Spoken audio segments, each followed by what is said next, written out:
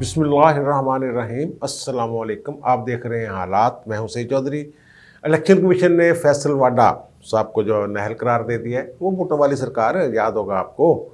और फिर उन्हें ये भी कहा कि जनाब जो मुराद ली हैं आपने बतौर वज़ीर और मेंबर कौमी असम्बली, वो 2 माह के अंदर अंदर आप वापस करें, सेक्रेटरी कौमी असम्बली के पास जमा करवाएं अपनी रकम शकम। और क्या फैसल वाडा साहब जो हैं ये ताहयात नाअहल हुए हैं या सिर्फ उन 20 सीट हुए हैं, इस पर बात करेंगे। और फिर बतौर सेनेटर और बतौर मेंबर कौमी असम्बली इन्होंने जो वोटिंग वगैरह में हिस्सा लिया हुआ है, मुख्तलिफ कवानीन पास हुए हैं। सेनेट में तो वो सेनेट में जो स्टेट बैंक वाला बिल था उसमें तो वो बराबर हो गए थे वोट। एक वोट समझ लें, वो कास्टिंग वोट जो था चेयरमैन सेनेट का, उसने फैसला किया था अगर वाडा साहब की जो शुरू में जो कहा है ना उन्होंने कि पहले दिन से इनकी जो नाअहली है वो कागजात नामजदगी जब 2018 में हम कराए थे तब से उनकी नाअहली अगर बनाते हैं, फिर तो क्या वो जो वोट दिया था उन्होंने उस वक्त मेंबर थे नहीं थे, इस पर बात करेंगे। लेकिन इससे पहले छोटी सी बात, वो भारत में वो मुसलमान लड़की जो है बच्ची जो महात्मा गांधी मेमोरियल कॉलेज कर्नाटका में, कर्नाटका की रियासत में, वहाँ वो पढ़ने गई और वहाँ फिर वहाँ जय श्री राम के नारे जो हिंदू इंतहा पसंद तलबा थे उन्होंने लगाए। और फिर ख़ातून ने जो आगे से रिएक्ट किया है वो उन्होंने मुसलमानों के दिल तो जीते ही हैं, बल्कि जो भी इंसानियत पर यकीन रखने वाले लोग हैं और अपनी आज़ादी का एहतराम करने वाले लोग हैं और बुनियादी इंसानी हकूक़ पर नज़र रखने वाले लोग हैं, उन्होंने भी उसको अप्रिशिएट किया है। वो मुझे तो वो शेर की बच्ची लगी है, बल्कि शेर नहीं लगी है, वो ज़बरदस्त अंदाज में उसने किए। ये नहीं है कि वो मुसलमान है और मैं भी मुसलमान हूँ, मुसलमानों के दिल मुसलमानों के साथ ज़रूर धड़कते हैं, लेकिन इसकी एक वजह उस लड़की की जो जुर्रत है, इतने मौब के सामने डट जाना, अल्लाह अकबर का नारा लगाना जय श्री राम के मुकाबले में, ये कोई छोटी बात नहीं। और दूसरी, कॉलेज इंतज़ामिया को मैं अप्रिशिएट करूँगा इस बुनियाद पे कि उन्होंने उन जो शरपसंद थे तलबा उनको रोका। ख़ातून शायद थीसिस जमा करवाने गई थी अपना, तो वहाँ जे वो पहले से प्लान करके बैठे हुए थे, और लेकिन कॉलेज इंतज़ामिया ने लड़की को तहफ़्फ़ुज़ भी दिया और जो वो स्टूडेंट्स थे उनको उससे ख़ातून से दूर भी किया। उन्होंने कोई कैंकर शंकर पत्थर शत्थर भी पथराव शथराव भी किया। ये अगर पाकिस्तान में हो ऐसा मामला कि कोई गैर मुस्लिम ख़ातून जो है वो स्लीव पहन के जाती है और मुसलमान वहाँ अल्लाह अकबर नारे लगाते हैं, उसको घेर लेते हैं, तो मैं उसको भी कभी वो अगर वो ख़ातून जो है वो डट जाती है, अपनी वो स्लीव नहीं उतारती, तो उसको ख़ातून को भी मैं अप्रिशिएट करूँगा। पाकिस्तान में हो कहाँ भी हो, इंसानियत के नाते हर बंदे को आज़ादी है। भारत तो है ही एक सेकुलर मुल्क, वहाँ तो ऐसा होना नहीं चाहिए। फिर वो उस कॉलेज में जो उनके महात्मा के नाम पे है, महात्मा गांधी साहब के नाम पे। और पाकिस्तान में मुझे याद है कि एक अदाकारा होती थी अनीता अयूब, तो वो यक वक्त चेन जो सोने की थी उसमें 3 लॉकेट, एक वो त्रिशूल वाला होता था हिंदुओं वाला, एक सलीब होती थी, एक पे अल्लाह लिखा होता था। तो इस तरह वो, लेकिन उसको तो कभी किसी ने नहीं कहा कि जनाब अल्लाह के साथ त्रिशूल कैसे मिल गया और फिर ये सलीब और अल्लाह इकट्ठा क्यों डाला हुआ है। मेरा नहीं ख्याल कभी किसी ने उसको नोटिस किया हो इस अंदाज में। ये ठीक था, उससे पूछा लोगों ने ये 3 क्यों हैं, उन्होंने कहा जी मैं सब पे मेरा अकीदा है, यकीन है, जो भी मामला है।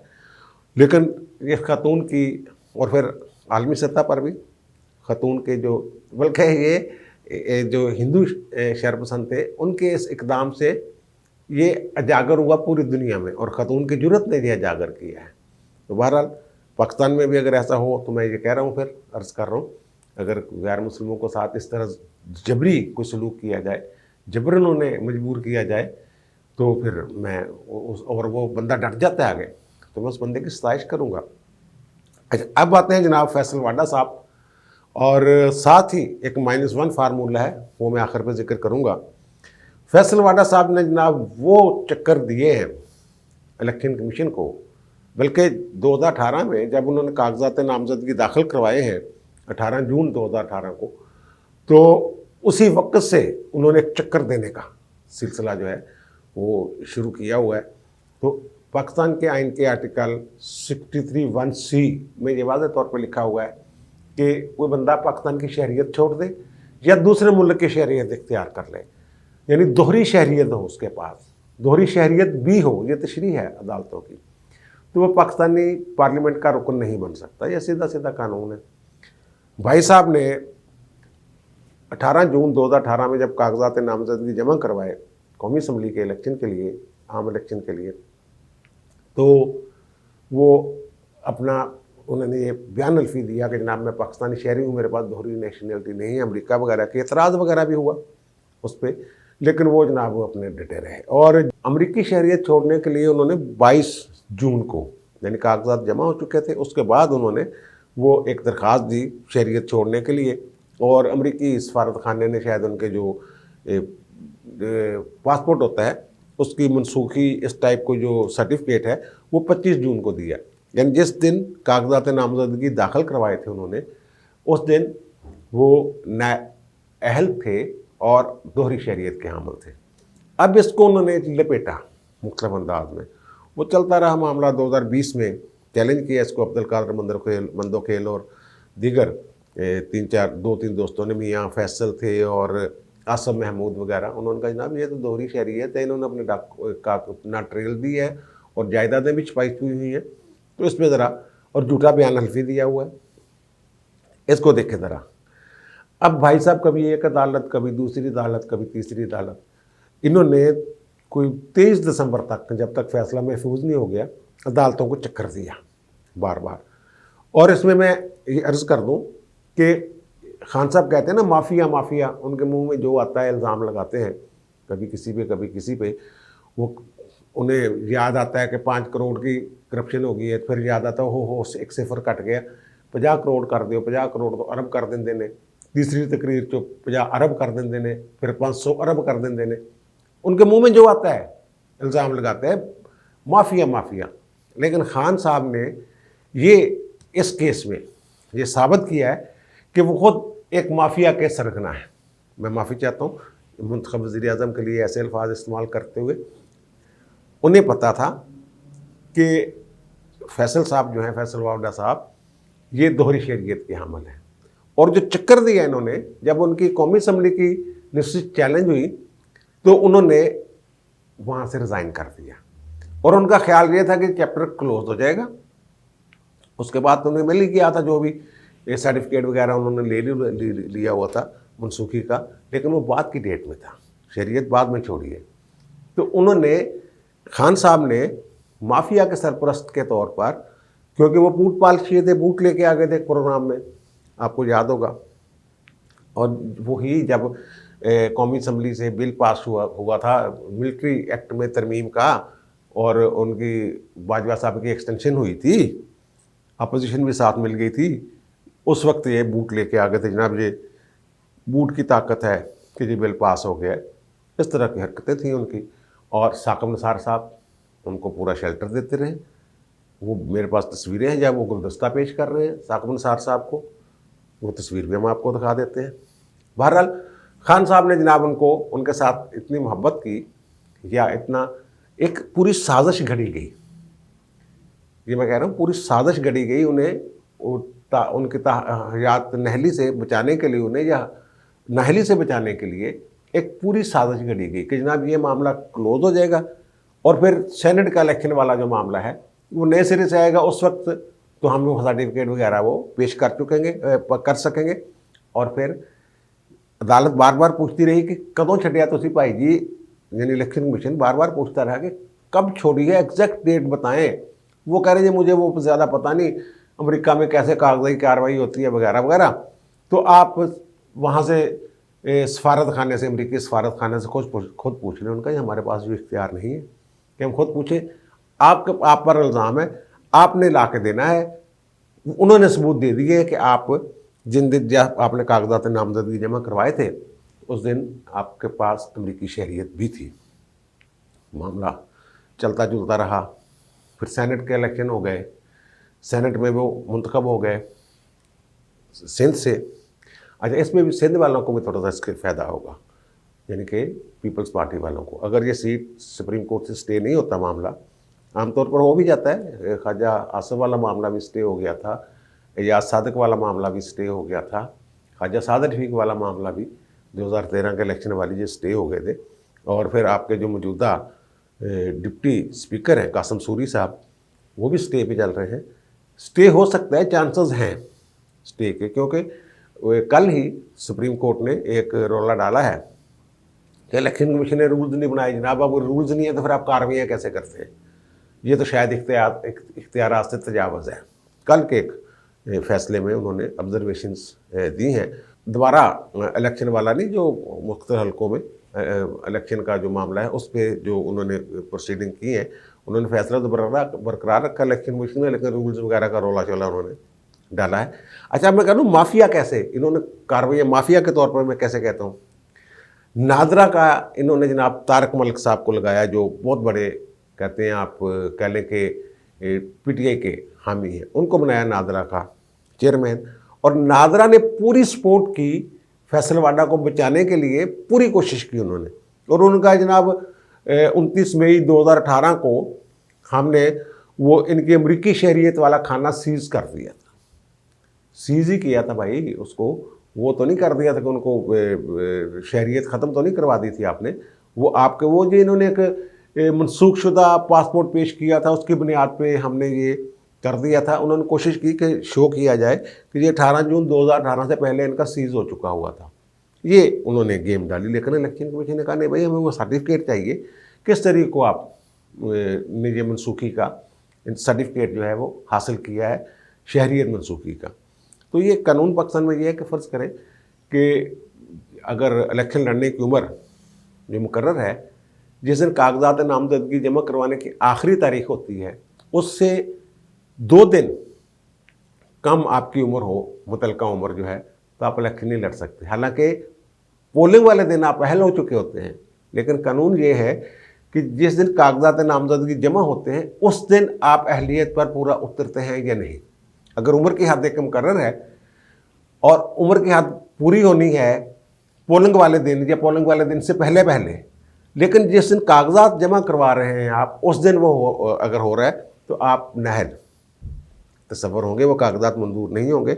बहरहाल फिर जनाब सेनेट में मामला वो चला गया, हो गया, और वो लेकिन अब इन्होंने जो फैसला दिया है दिसंबर में जो किया था, तो वो सिंध वाली जो बात बीच में थोड़ी सी रह गई कि अब वो पीपल्स पार्टी अगर स्टेज 2 नहीं होता तो पीपल्स पार्टी वो सीट ले जाएगी। पहले तो जब होता है ना 11 सीटों पे इलेक्शन हुआ था 2021 में, तो तब मार्च में, तो तब तो 11 सीटें थे, 11 तरजीहात के तहत वोट देना, लिस्ट के सिस्टम का। अब एक सीट का वोट होगा, एक सीट पे इलेक्शन होगा और वो बराबर वहाँ ज़ाहिर है पीपल्स पार्टी की अक्सरियत है, पीपल्स पार्टी का एक सेनेटर और आ जाएगा और पीटीआई का एक सेनेटर कम हो जाएगा अगर स्टे नहीं होता, अगर सूरत बरकरार रहती है इसी तरह।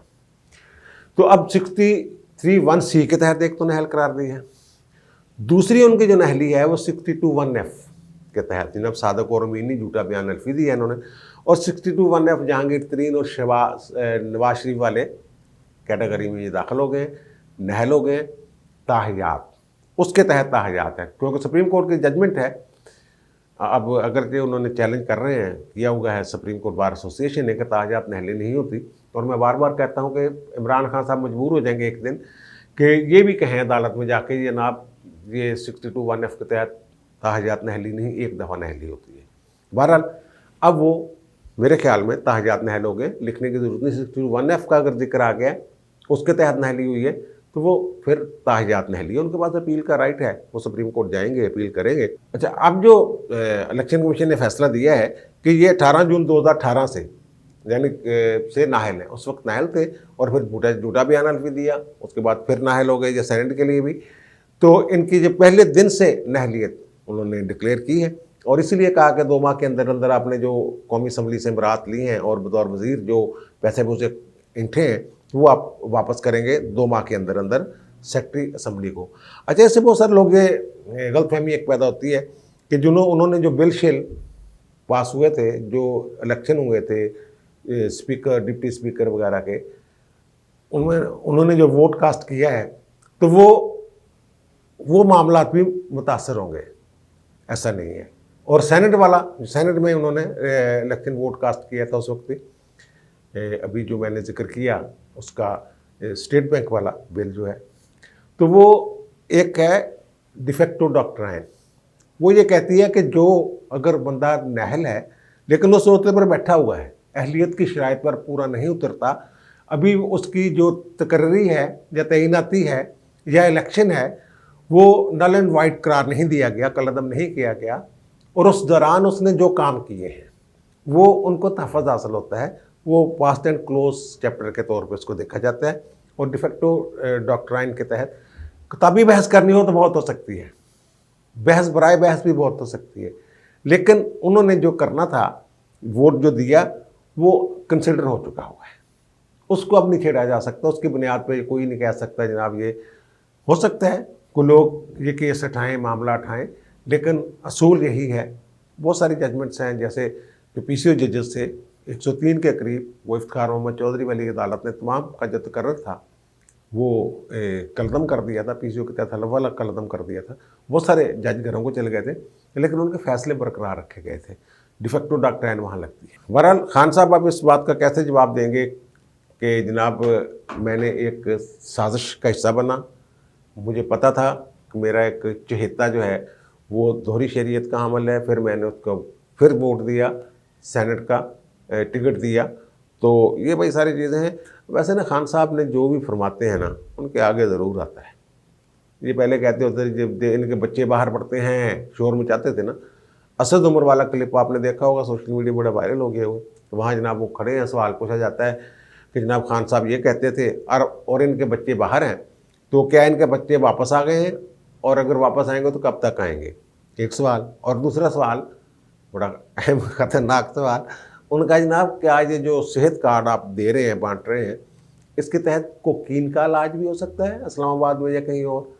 अब कोकीन को जोड़ देते हैं लोग खान साहब के साथ, ठीक है ना। अब हमारे पास सबूत तो है कोई नहीं, लेकिन कहते हैं जनाब, वो लाइनों वाली बात राना सनाउल्लाह साहब भी करते हैं। अब खुले बंदों ऐसी बातें होना शुरू हो गई हैं। और खान साहब को तो खैर ये पता ही नहीं होता कि वो कितने अरब, कितने हज़ार अरब और कितने 100 अरब की बात कर रहे हैं। वो तो ज़्यादा इल्ज़ाम तराशियाँ जो है वो करते रहते हैं, और खान साहब पे आगे वही चीज़ें आ रही हैं। और अब एक छोटी सी बात, वो जो मैंने जिक्र किया था -1 फार्मूला वाला, एक तो अदम-ए-एतमाद के ज़रिए नायब वज़ीर-ए-आज़म लाने के लिए नून लीग से हो या पीपल्स पार्टी से हो, गालिबन इम्कान यही है कि मियाँ शहबाज शरीफ होंगे नायब वज़ीर-ए-आज़म। ये वो स्टॉप गैप अरेंजमेंट जो है, इसमें अगले में व्लॉग में तफसीली बात करूँगा कि ये मामला जो है ना वो फौरी इलेक्शन वाला, वो मामला थोड़ा सा हो गया गड़बड़। ये मेरे ख्याल पूरा 1.5 साल के लिए वो नया जो है ना वज़ीर-ए-आज़म वो 5 साल पूरे करवाएगा। एक फार्मूला और जो है कि जनाब उन पर इतना प्रेशर डाल दिया जाएगा PTI पे, और शो कर दिया जाए जनाब बंदे ये हैं हमारे, और इमरान खान को माइनस करके PTI, अगर कि ये थोड़ा सा दूर की कोड़ी है जो लोग ला रहे हैं, अगर PTI के किसी साहब को ये नायब वज़ीर-ए-आज़म बना दिया जाए 1.5 साल के लिए, तो फिर खान साहब का जो वो है ना एक शहीद बनने का, सियासी शहीद बनने का और रौला डालने का, क्योंकि वो उनके मुंह में, मैं फिर अर्ज़ कर रहा हूँ कि मुंह में जो आता है वो कह देते हैं, वो पता नहीं क्या क्या कहेंगे, तो वो रुक जाएगा मामला। फिर अपनी हुकूमत के खिलाफ वो कैसे तहरीकें चलाएंगे और कैसे सड़कों पे आएंगे। बहरहाल ये भी फार्मूला है, लेकिन इब्तदाई सतह पे कहीं से आया है, ये जमातों का, सियासी जमातों का शायद नहीं है, कहीं और से आया है। तो टाइम हो गया है ज़्यादा, इंशाल्लाह दोबारा मुलाकात होती है नए व्लॉग के साथ। अल्लाह ताला आप पर, मुझ पर, हम सब पर मेहरबान रहे। अल्लाह हाफ़िज़।